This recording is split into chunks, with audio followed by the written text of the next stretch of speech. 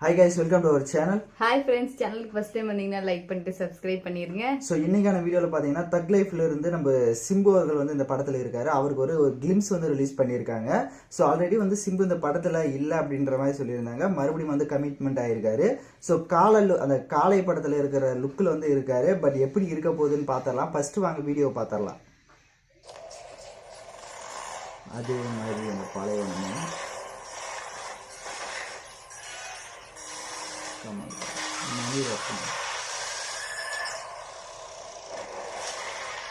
பயங்கரமா இருக்காப்ல சிம்பு சார் என்ன மாதிரி ட்ரெஸ்ஸிங் போட்டு ஷர்ட் லோக்கலா இல்ல ஒல்லியாக்குற மாதிரி இல்ல ரவுடியா என்னன்னு தெரியல சிலம்பரசன்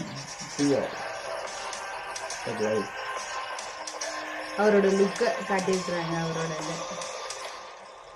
இந்த படத்துல கமிட்மெண்ட் ஆயிருக்காருன்னு நியூ தக் இன் டவுன் அப்படின்னு வந்து ரிலீஸ் பண்ணியிருக்காங்க. ஸோ இவர் வந்து இந்த படத்தில் மறுபடியும் கமிட்மெண்ட் ஆயிருக்காருன்றதை கன்ஃபார்ம் பண்ணுறதுக்கோசரம் அவருக்கு ஒரு கிளிம்ஸ் வந்து ரிலீஸ் பண்ணியிருக்காங்க.